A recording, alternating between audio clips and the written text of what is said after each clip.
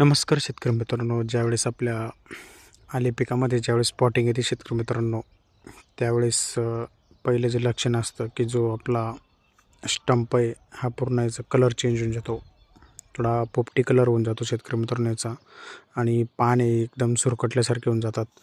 तर आणि दुसरं लक्षण जर ओळखायचं असेल शेतकरी मित्रांनो आपल्याला, तर पहिले आपल्याला स्टंपाला असं पकडून आल्हाद ओढून बघायचं आहे. जर स्टंप आल्हाद ओढून आल्यानंतर जर हातात आला तर समजून घ्यायचं शेतकरी मित्रांनो त्याला इन्फेक्शन झालेलं आहे.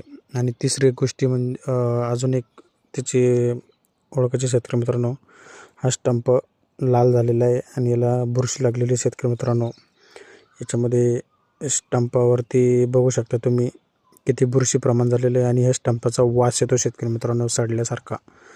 तर हे जे लक्षणे शेतकरी मित्रांनो हे आपल्या आले पिकामध्ये सड आणि कंदकुज लागल्याचे लक्षण असतात शेतकरी मित्रांनो, ते आपल्याला